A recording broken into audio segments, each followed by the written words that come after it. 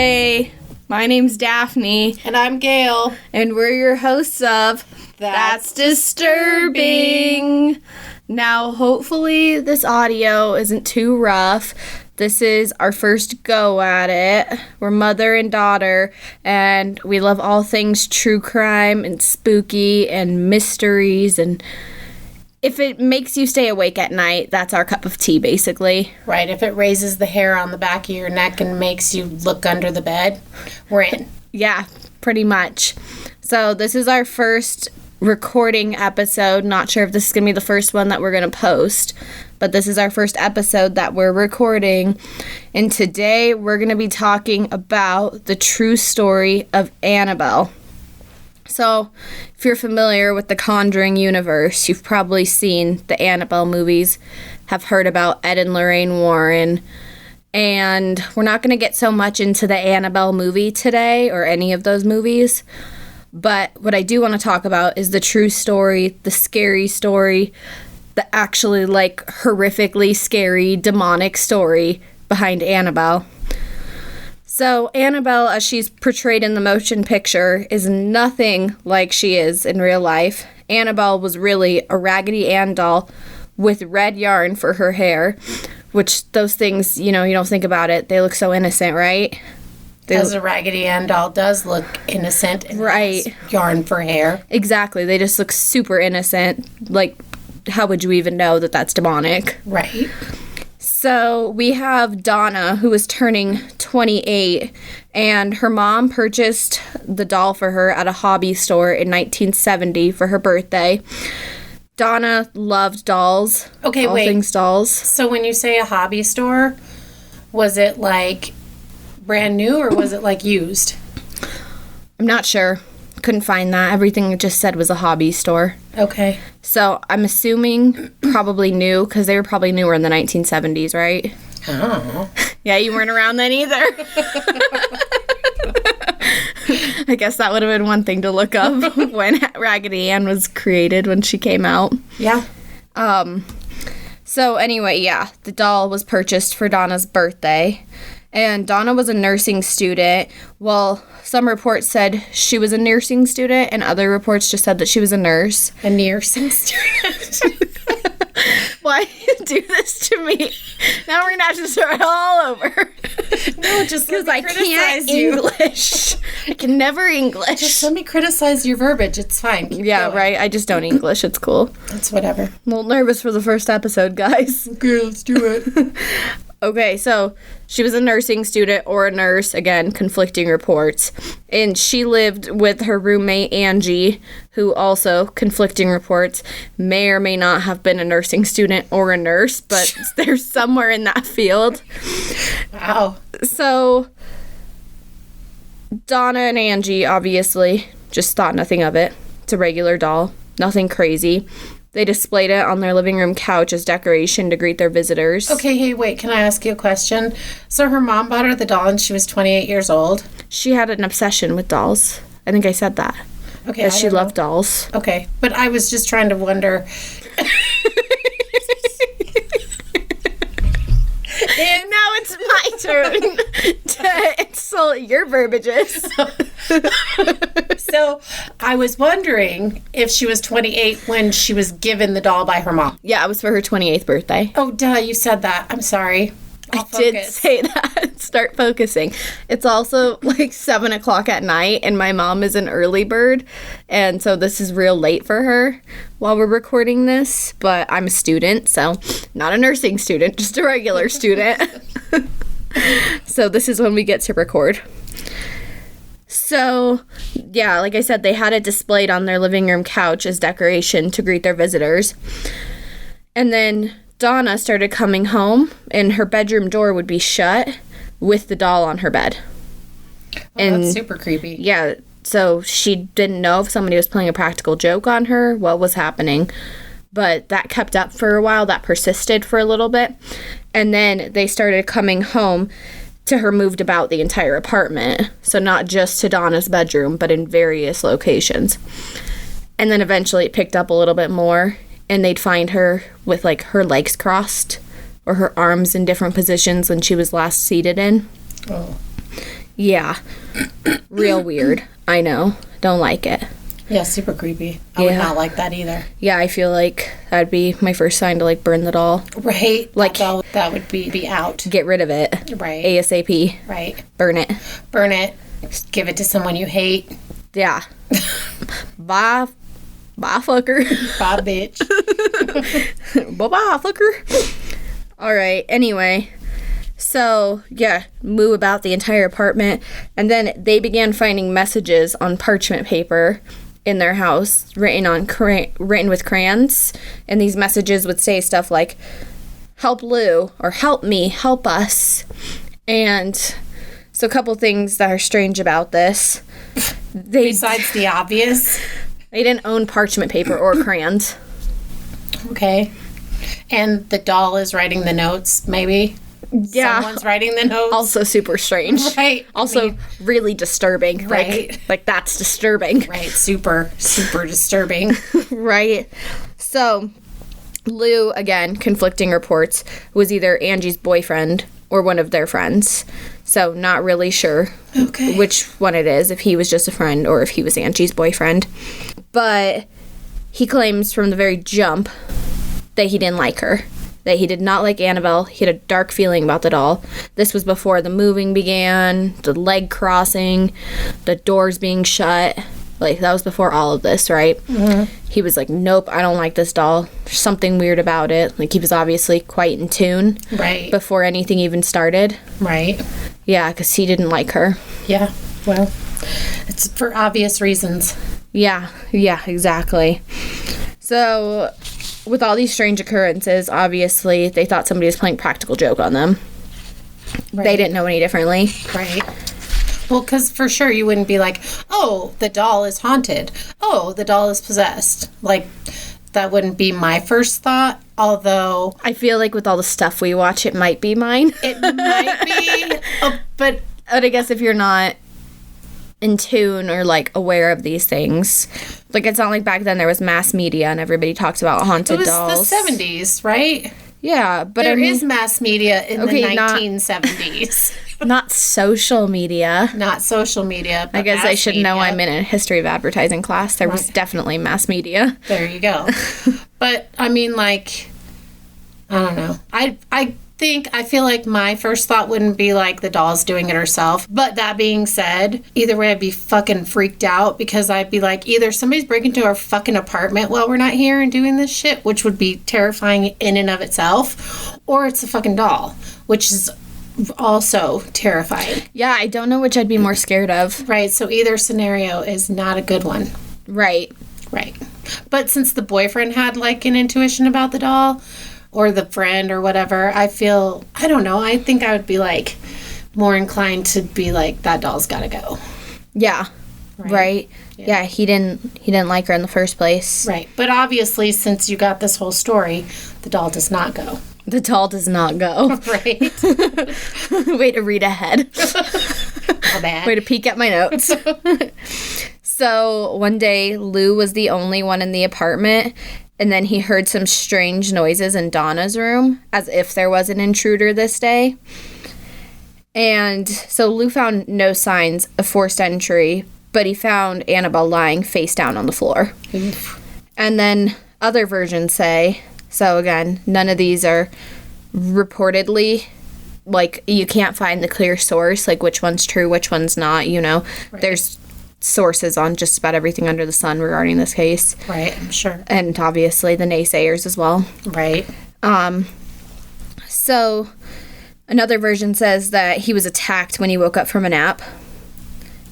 And isn't that like in the movie? Not that I'm bringing that up.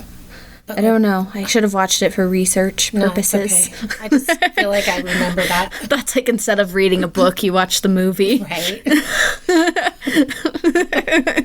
It's fine, though. It's whatever. Hopefully none of my previous teachers are ever listening to this podcast. Right. Or if they are, she would have never done that. She totally would have read the books. Yeah, absolutely. 100%. Always reading. Yes. So Lou was the first one to have a negative demonic experience with the doll. So some stories say that Lou woke up in a state of sleep paralysis. So sleep paralysis, that's being conscious but being unable to move or speak. And some people, while they're in a state of sleep paralysis, they also feel pressure or a sensation of choking.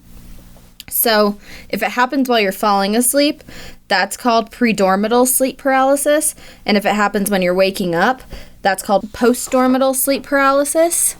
So it often occurs in people with narcolepsy or sleep apnea, but it really can affect anybody. Like, there's very many things that can affect it. However, nobody really knows what causes the sleep paralysis. Like, there's no studies that can actually prove point blank period, like, what happens. Right. Like, why it happens. I've had sleep paralysis a couple times, just been, like, super scared as hell. And I don't have narcolepsy or sleep apnea. But I've just had, like, a super bad dream, and then, like, you wake up and you feel like somebody's staring at you, or somebody's watching you, or someone's, like, literally in my bedroom doorway, and I cannot move. Or, like, the time that you and I were staying at the Stanley Hotel in Estes Park, the Shining Hotel, and we were going to get up and, like, do ghosty stuff in the middle of the night, and the piano was playing and stuff. And you were like, come on, Mama, let's get up, let's go. And I was like, I can't move. And there's somebody in that chair staring at us. And, like, I couldn't move, you know? But, I mean, it took me a couple of minutes to, like, articulate to you that I couldn't move. But I just remember being, like, frozen. Yeah, I was bugging her to get up and go, and she just, like, she was faking being asleep. Nope. That's the real story here. Yeah, okay.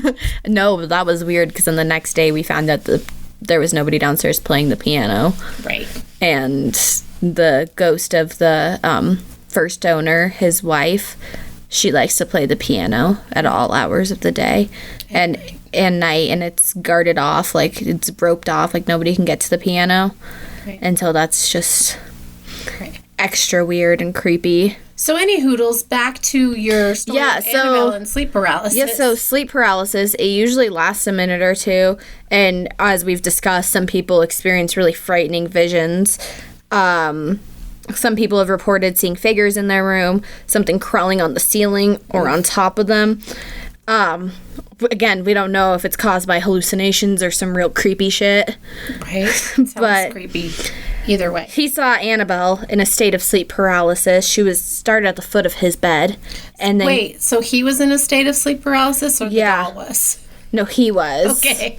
No, he saw Annabelle. Okay. And again, this is not confirmed nor denied. Right. But he saw her, and she began crawling from the foot of the bed up his body and began to choke him. Ooh. And he passed out from the experience. Oof. So that's like some poltergeist shit with that clown. Yeah, that's some... That clown doll? That's some doll on roids, that's for sure. Yeah, no shit. A cotton stuffed doll can choke you until you pass out. Right. Yeah, that's some serious strength. Yeah, scary. Right. So it's also said that Lou threw the doll while trying to convince himself and the girls that the doll wasn't real and couldn't hurt him. And then he felt really tight in his chest immediately after he did this. And then he looked down and he found scratches appearing on his chest and on his shoulders. Ooh, like right in front of them? Yeah, like they watched it happening? Yeah, like it just started happening when he looked down. Oof. And then they just vanished 2 days later, like they were never on his body. Yeah, fuck that. Yeah, right? Fuck that doll. Yeah, get rid of the doll. Right. So... Or if they're not going to get rid of it, never go back to that apartment. Right. Yeah, basically. Right. You break up with Lou. Or Lou breaks up with Donna. Friendship, girlfriend, whatever. Bye. So, then one day, Donna found blood on Annabelle's hands. Oof. And we don't know if all of this happened before or after the medium was called.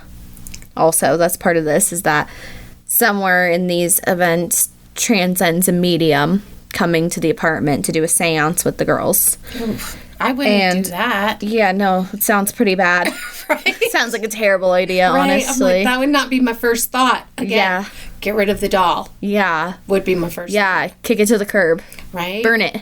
Right. Yeah, I don't know why you would invite somebody in to Right. see if the doll's really doing it or not. Like on Supernatural, how they throw salt and then they burn the bones. What do they do? Salt and holy water? And burn, or is it just salt? I think it's just salt and burn the bones. Yeah. But, Or like keep some holy water near it. well, and if you know that these things like just started when you brought that doll into the house, obviously you know your apartment's not haunted. Like, coincidentally, you got this doll and all of a sudden this stuff starts happening. Like, yeah, no medium. No thank you. No medium, Right. no well done. Bye, Annabelle. Yeah. By Raggedy Ann. Right?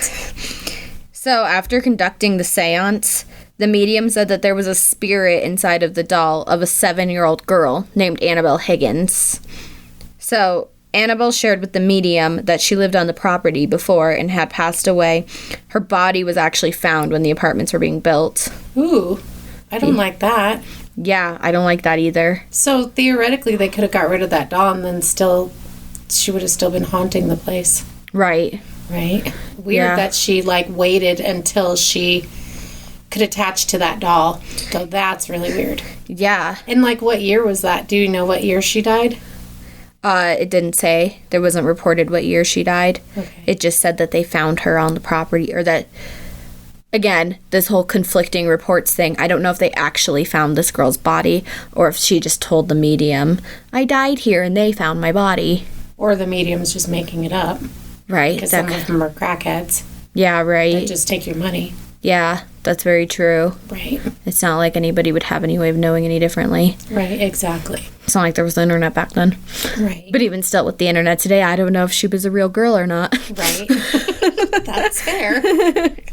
So, through this medium, they determined that Annabelle was a benevolent spirit of a child, of a 7-year-old.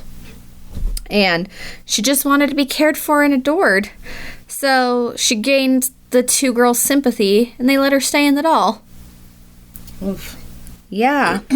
Yeah, they just felt sorry for her. They began grieving with the medium and let her stay in the doll. Yeah, I wouldn't. Yeah, they gave her permission Well, that's so weird. to stay in the doll permanently. Yeah. Yeah, I get it. Yeah.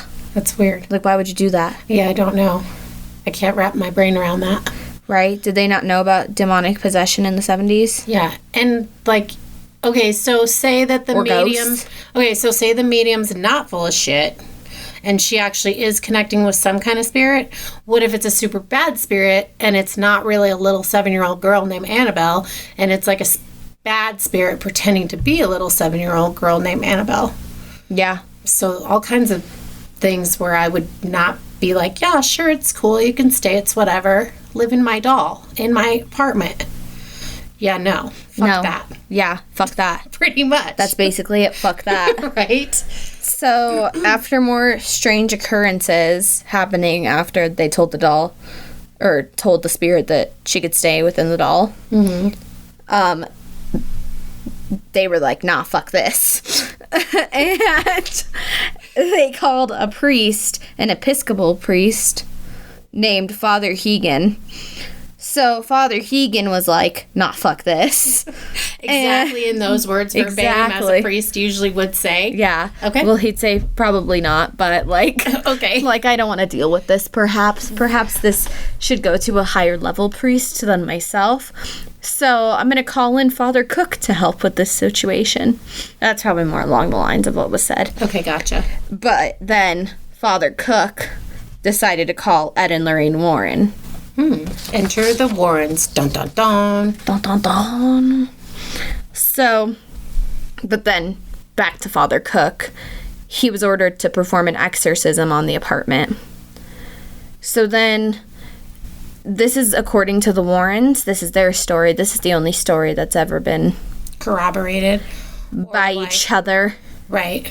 Like by more than just Yeah. one person. Yeah, and we'll circle back around to all of that as well. Okay. So, according to the Warrens, they believe that the trouble began with the girls when they started showing sympathy for the doll. Okay? Yeah, no, So, I got you. That's why I'm saying it's probably like not But, even like, a 7-year-old girl named I feel Annabelle. like It's the probably some trouble super- started with Lou. Like, that's when the trouble really began. Well, that's fair. Because, Not with the girl showing sympathy. Yeah. With Lou. Yeah, That's okay. where I'm like, what the hell, Ed and Lorraine Warren? You think it started there? How about the guy who got choked out by a doll? And or scratched. Yeah. Yeah. Yeah, and or scratched. But see, that report seemed the most consistent. Okay. That he did get scratched. We just don't know when and how the situation took place. Okay. But that he did get scratched. I saw that in multiple reports. Yeah, so for sure it started before. You're right. Fair. 100%. So the Warrens said that the doll, the spirit within the doll, was a demonic presence that was in search of a human host, but resided within the doll until it could get a human host. Ooh, I don't like that. No, I don't like that either. So, this is a direct quote by the Warrens. I don't know which one of them said it, but spirits do not possess inanimate objects like houses or toys. They possess people. An inhuman spirit can attach itself to a place or object, and this is what occurred in the Annabelle case. The spirit manipulated the doll and created the illusion of being alive in order to get recognition. Truly, there was not a spirit looking to stay attached to the doll. It was always looking to possess a human host. Oof. Yeah. Okay, so then why... Creepy. Yeah, but then why didn't the doll possess a person? I mean, why didn't the spirit of the 7-year-old girl, assuming it is a 7-year-old girl, which I feel like it isn't. I feel like it's just pretending to be a 7-year-old girl. Right. But then why didn't that spirit just possess a person instead of going into the doll? I think because, like, everything, you and I have seen, and for our audience out there, that they always say that, like, when you're the most weak and you're the most vulnerable and you're in, like, the lowest, deepest, darkest place you could be, at your most vulnerable state, I mean, I'm talking, like, mental health, emotionally, that's when they break you down, basically, not the demon. The demon isn't what's breaking you down. The world, whatever, yourself is breaking you down situationally, whatever it may be. Right. And that you come to this point of bargaining with yourself, and that's when the demon comes in and is like, oh, we can fix all of this. Ooh. Yeah. Okay. Yeah. Creepy. Yeah, super creepy. Really scary. Yeah. Actually, very scary. Yeah, I feel like that was a leap. However, yeah. it's super not good. Yeah, super not good. Right. Super not good. So, the signs that they were shown through Annabelle that made them believe that this was demonic possession, not a 7-year-old girl, were the signs of teleportation, so the doll moving on its own. Right. Materialization, which was the parchment paper notes and the crayons that the girls didn't even have in the apartment. I forgot about that. That's so scary. Isn't that weird? Made the hair stand up on the back of my neck. Yeah. We're going to have to sage this room. Yeah, we're going to have to sage ourselves, too. Yeah, for sure. Yeah, that's weird. Yeah. And then the mark of the beast, which was loose chest being scratched. Oof. Yeah, I don't like that they call it the mark of the beast. Yeah, I don't either, because that made me, like, wince. inside. Yeah, right. It just kind of made me get, like, chills a little bit. Right, like, for made sure. me feel, like, numb there for a second. Right, I'm like, ooh, I don't like that. So, after this, Ed and Lorraine Warren took the doll home to the occult museum at their house in Connecticut for safekeeping of the doll. And on the drive home, guess what? Annabelle was up to no good. She was misbehaving, messing with their brakes. Oh, shit. And so they were like, do we take the highway? Do we not take the highway? Yeah, I feel like if your brakes aren't working, that you don't take the highway. Yeah, but the back roads are also not good because they could have ran right into a tree. Yeah, I feel like that's when you stop and... Do something about it? Yeah, well, you stop... Throw it out of the car? Yeah, you throw that doll out of the car. Right. Or you find some gasoline and you light that doll on fire. Or outside salt. of the car. Yeah. Either way. Something. Yeah. That's gotta go. So they claimed that their brakes were stalling out several times and, like, malfunctioning. And then Ed doused the doll with holy water, and then she stopped messing with the brakes. Of course she did. Yeah. But it's funny. they had her, like, in a seatbelt in the back seat as if she was, like, a 7-year-old little girl. Yeah. It's like, make up your mind. Right. Is she a demon or is she a 7-year-old little girl, Warrens? Right. And they're then encouraging the life-like behavior or whatever. Like how they said that the girls, like, encouraged it by being sympathetic. If they freaking put a seatbelt on her in the back seat, like she's a human, they're also encouraging it. Right. So what you do is you put that doll, if you're going to take it, which I would never take it, but if you're going to choose to take that doll, right, you have a 55-gallon drum in the back trunk of your car or something, and you put that doll in that drum and you seal it. Yeah. For your protection. In gasoline, just in case. And salt. And salt. So when they got home, they placed her in a specific chair, and then she just kept levitating in the chair. I don't like that. I don't like it either. It's like, hey, Annabelle, what you doing? She's just moving up and down off the chair, like, ugh. And you gotta assume she's not gassy. Yeah, right? So then they would leave the house, and just like before, the doll would just move from room to room, doors shut, legs in a different position, still levitating, still being a little weirdo. Right? Super weird. So, awful. With the help of another priest, they locked the doll in its own box, handmade for the doll, that reads, "Warning, positively do not open." And fun fact about the box, there's also a hand-carved inscription of the Lord's Prayer in the case. Just to in the case or on it? In the case, like on the inside where she's at. Oh, yeah, that's super smart. Yeah. Yeah. Yeah. It's definitely something I wouldn't have thought of. Right. Okay. Probably also wouldn't have called in the Catholic Church to help me. Right. I probably would have burned it. Yeah. Which probably would have left me about dead. Well, from the doll. Also, you wouldn't have this story. Yeah. Yeah. That's true. Right.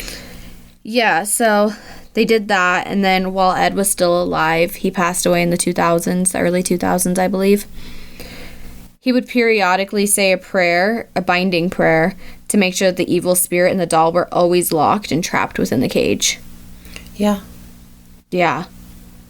Scary. I just called it a cage. It's a case, but I feel like it's caging the devil in. Yeah, that's like, it's fine.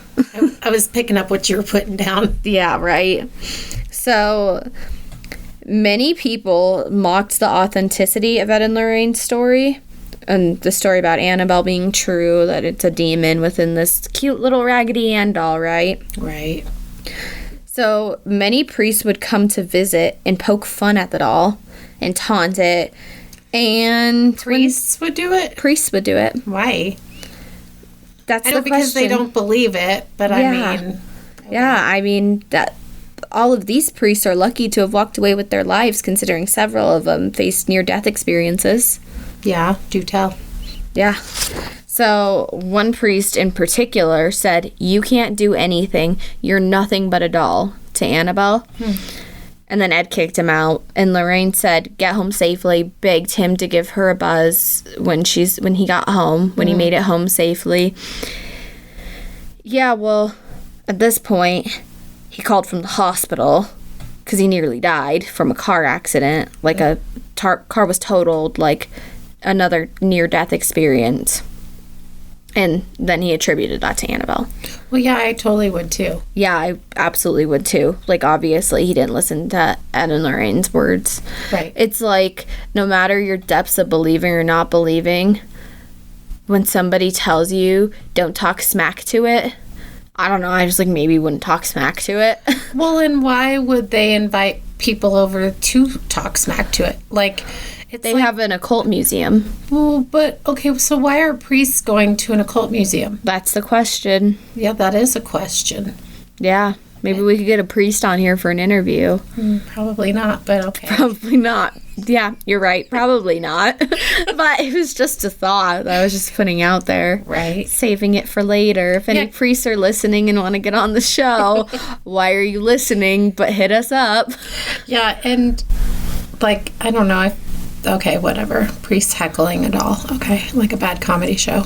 Yeah. Okay. Gotcha. Yeah, basically. Right. Not a good idea. No. I wouldn't do it. No. No. I'm not a priest, but I wouldn't do it. Yeah, priest or no priest, just me by myself, not priesty. I would not do that. So, another visitor taunted Annabelle and said it was silly how people believed in her.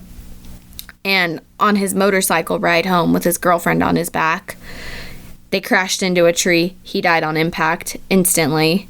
And the girlfriend just barely walked away. Like, hardly. She barely survived. Yeah, that's terrible. Yeah, it's terrible. Yeah. So, none of these stories have ever been corroborated, right? Like how I said that we'd circle back around to that. Mm-hmm. Yeah, Donna, Angie, Lou, the priest who was in the car accident, the motorcyclist girlfriend, Father Hegan, nor Father Cook have ever come forward with their story about Annabelle. Never. So then where do you find the information? Ed and Lorraine Warren. Oh, so all the information came from the Warrens. Gotcha. Yeah, but I mean, other people journaled about it. Well, yeah. Yeah. Because, like, if somebody tells you that story, you're definitely going to probably want to not... I wouldn't want to put it on paper, but, you know, people sometimes journal to get their feelings out and stuff. And maybe that's a feeling they want to get out. Journal. Yeah. Yeah. I mean, I'd actually be interested to know. I know that Lorraine had parts in making a few of the films while she was still alive. I believe she passed away in either 2017 or 2019. She passed away one of those years. Mm-hmm. And, like, the first Annabelle film, I believe it came out in the late 2000s, early top of the 2010s. So she had parts in making all of these films. Yeah, I don't know why she would want to mess with that either. Like, mess with bringing these films to life. Right. Like, these stories. Well, because that's money in Hollywood and... Right. People like scary stuff. They do like scary stuff. We like scary stuff. I remember reading a few years ago that there was somebody just went spreading drama on the internet, spreading gossip. Weird. On social People media. That Annabelle escaped the cage. Ooh. The box. The case. Yeah, I just want to call it a cage because I'm like, haha, you're trapped. No kidding. Yeah. A case, I think of like a bookshelf. Right. But... yeah, so she escaped the case, but she didn't really.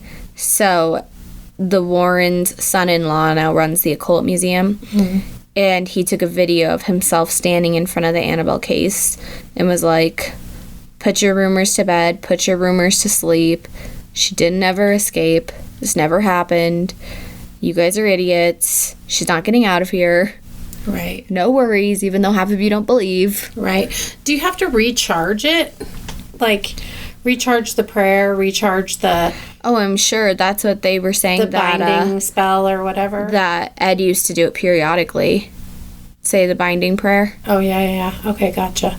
Yeah, that he used to periodically just go stand over the case and say the Lord's Prayer, say another binding prayer ever so often just to, you know, I mean, I'm sure that they knew in the back of their minds that, like, with the Lord's Prayer and with their being sealed in there with the priest and all of those things, that, I mean, unless some stupid person decided to open it one day, that otherwise, like, the demonic force wasn't getting out. The doll wasn't getting out of the case. Right. But I think it was just, like, to make yourself feel better about it, to make himself feel better about the situation that he did it, I'm sure. Right. I mean, I would, too. I'd be doing it every fucking day. Yeah, I would, too. I would, too. Sure. I mean, I may be a little bit lazy sometimes. But I'm not letting a demon out of its cage. Right. I can tell you that much. Right. Procrastination Nation over there would not procrastinate on the binding spell. Oh, yeah, no, absolutely not. Right. That would not happen, nor would my momager let it happen. Right. You go bind spell right now. Right. Go say the prayer. Right. Go cast the prayer. Right. Keep that fucking doll in its Recite it as often as possible. Right. Yeah. But that's our case on Annabelle. What do you think about it, Mom? Good job. Good job, Daff. Thanks. I think you did a great job. You know we're still on air. Yep, I'm riveted. I was riveted. And literally the back of my hair on the back of my neck stood up. I told you this would be a good one. Yeah. There were several avenues that I could have taken with this case. Eventually we'll talk about the Warrens, get into them. This podcast is going to be all things spooky, weird, creepy. I don't know, maybe disturbing. Things that are disturbing. That's disturbing. Yeah, that's disturbing. Thank you guys. Some murder mayhem. Thank you guys. Hopefully you're enjoying listening to us and you'll keep listening and we'll get some followers. Yeah, stay safe. Right. If you know a doll is trying to communicate with you and tell you that she's a 7-year-old, I don't know, just don't do anything with it. Call the Warrens. I think his name is Tony Warren, or I don't know, Zach Bagans.